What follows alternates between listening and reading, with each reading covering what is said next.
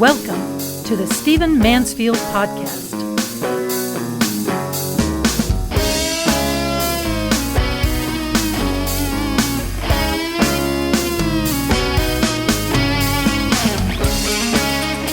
Well, welcome to the Stephen Mansfield Podcast. I want to talk to you in this podcast about something that happened during the entire Kavanaugh-Ford controversy of recent weeks.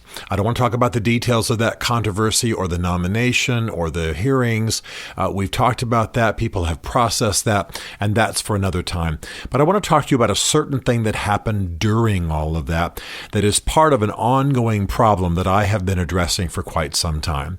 Now, I want to say, first of all, that almost everybody involved in this is a friend of mine. And so I'm not hammering anyone. I'm not trying to say that they're evil people, but I want to give you an example of something that's doing tremendous damage. You know, one of the signs of intelligence, somebody once said, is that you can hold two competing thoughts in your mind at the same time. And part of the problem in American politics is that we are thinking that everything is black and white. There are no shades of gray. There are no blurred lines. There are no truths on both sides. There's no mixture, so to speak. Everything is good or evil, black or white, righteous or unrighteous, wicked or good. We think in terms of polarities. We think in terms of dualities and dichotomies. And I tell you, it's not serving us very well. Now, a friend of mine, Pastor Robert Jeffress, who's the pastor of First Baptist Dallas, great, big, huge church. He's very outspoken. He is a dear friend of this administration, this presidential administration. He gave preached at the inaugural church service at St. John's in D.C. Before the inauguration of Donald Trump, etc. Very, very prominent. But this past weekend on Fox, he said that the current Kavanaugh-Ford, at that time it was current, now it's over, of course, and Kavanaugh has been appointed, but the Kavanaugh-Ford issue and the debates and the hearings and the controversy that was going on, he said it's a battle between good and evil. It's a battle between the kingdom of darkness and the kingdom of light. Now, there's a chance that he said this more in reference to the abortion situation, which Kavanaugh, of course, might end up ruling on one day, and there might be a reversal of Roe v. Wade. This is what many people think might happen. I think it's unlikely, frankly, not because Kavanaugh doesn't hold certain views that could lead to it. I'm not sure it will ever come to the court that way, number one. And number two, Kavanaugh has already said that Roe v. Wade is settled law, and I'm not sure that he would vote in that direction anyway. Anyway, the point is that's not, that might be what Pastor Jeffress was speaking of. But the problem is that when you speak of a controversy like Kavanaugh-Ford, like a controversy like Kavanaugh's nomination process as being good or evil, as being kingdom of darkness or kingdom of light, even if your primary reference is abortion, you are essentially calling the other side evil. And this is how it was taken. This is why it has received such currency on social media, because it sounds like an evangelical pastor is saying that the other side, that the side that Dr. Ford represents, that the side of women saying that they've been sexually molested, that the side that's saying they want to be heard as survivors, that the side that says the sexual molestation has to stop, and it has to stop being winked at, and it has to stop whether we're talking about Harvey Weinstein, or we're talking about Donald Trump, or we're talking about other people, that side is evil. They heard themselves described as, in the words of Dr. Jeffress. Now, I don't know exactly what he meant, but it's on video on television, and that is what he said. And it is broadly about abortion, but narrowly about this specific controversy and about an election. Now, I have never hidden the fact that I'm an evangelical. I attend an interdenominational church in D.C. and a charismatic Anglican church in Nashville. I've never hidden those things. This is exactly who I am.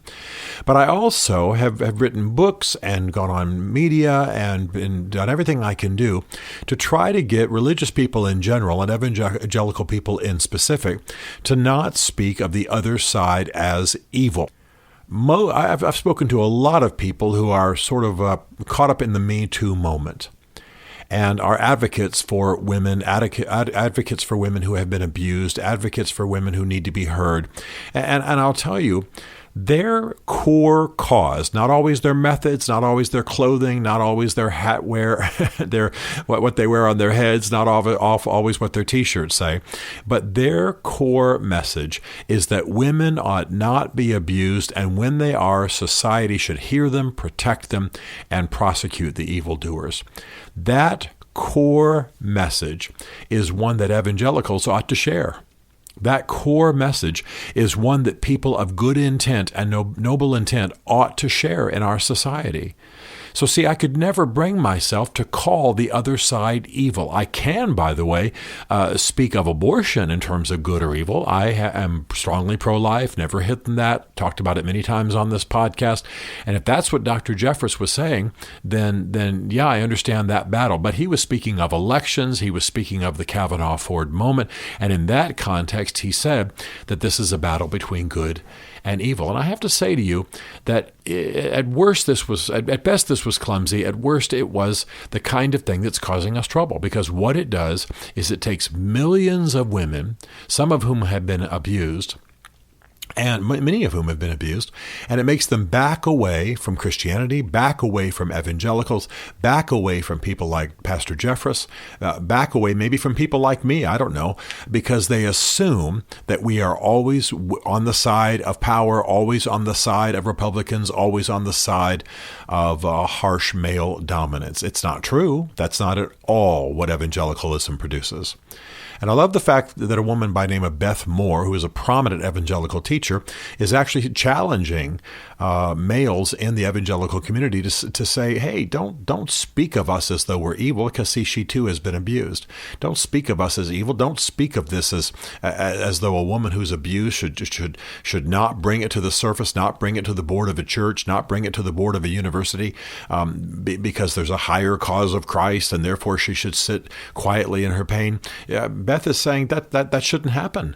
This is a matter of righteousness. This is a matter of women being heard. This is a matter of doing the will of God in dealing with this abuse culture that we have basically created through porn and immorality and male dominance and a misreading of Scripture. My point is that a noble view of politics and noble approach to politics is that we recognize that there's truth being championed by the other side. Democrats, in my view, are not evil. They may have some goofy solutions. There may be some real weirdos in that party, like there are some weirdos in the Republican Party. But there are some people championing truth. There are some people that are advocating for righteous things. When people in the Democratic Party advocate for the poor, or they advocate for some solutions of peace in our foreign policy, or they advocate perhaps for a more just medical care, these aren't wicked causes. This is not socialism run amok. This is an attempt to grapple with things that are righteous and that ought to be the concerns of a righteous society. Now, I lean right of center. I'm more conservative than I am leaning to the left, and we all know why. It's because I am pro-life, and I think that there are some stridently misguided ideas on the left, and I have friendships on the left, and we argue and we talk and we eat hamburgers and we disagree, but I don't believe that they are evil. And I want to say that to the extent that people who are bringing their religion to bear in politics, which is a legitimate thing, by the way, if you're sincerely religious, you're going to bring your values into the public square, perfectly legitimate. But to the extent that we do that and call the other side evil, what we're essentially doing is saying there's no truth to be had over there. Now, I like Pastor Jeffress. We've spoken. We're not fishing buddies, but I like him. He's a good man. He doesn't intend to do evil. But this kind of statement, when it's clumsily done, labels an entire category of victims and an entire political party, by the way, as evil, as part of the kingdom of darkness. And I want to say that this is the kind of language we should shy away from. We should bring our truth. We should speak our truth. We should be unashamed of what we believe. But we need to hear truth in the mouth of our enemies. We need to hear truth in the mouth of our critics.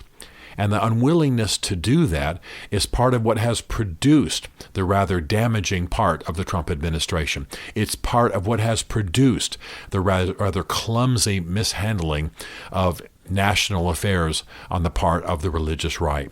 It's part of what is compromising us in the eyes of young millennials, in the eyes of many women, in the eyes of people who are more on the left than they are on the right. We are in desperate need of productive dialogue in this society. And the evangelical community has, for the most part, demonized the opposite side when there's truth to be heard. You know, I live here in D.C., and I hang with a lot of people on both sides of the aisle. Do you know there are pro-life Democrats? Do you know there are Democrats who are Democrats not because they are social liberals? In fact, they're actually social conservatives, but they believe certain things about budgets, or certain things about defense, or certain things about medical care, or certain things about race relations that ought to be heard. I'm not suggesting that the only place to live righteously is in the middle. I happen to be right of center. I think moderation is more needed at our time. And I'm not, by the way, just picking on Pastor Jeffress. He may have just misspoken, or he may have not meant to apply his words beyond just the issue of abortion. But when we speak this way, we do damage, and we close ears to our message as religious people, and we essentially inflame the debate between left and right. Solutions are always found somewhere approximating the middle. So demonize the other side if you want to. All you're doing is removing yourself from meaningful discussion. Pendulums swing. Obama administrations in their extremities and their extreme approaches produce Trump administrations. But we're eventually going to have to land somewhere more in the middle. It's not compromise, and it's not cowardice, and it's not yellow streaks in the middle of the road. What it is where rational people end up when they hear both sides and try to come to the compromises, to the wise policies that move our nation forward. I don't believe that Dr. Ford is evil.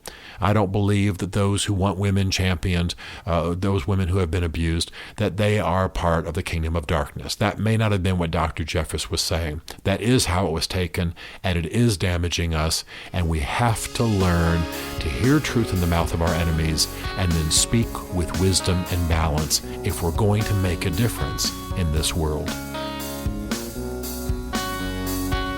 Stephen Mansfield is a New York Times best-selling author, a popular speaker, and a frequent faith and culture commentator on Fox and CNN.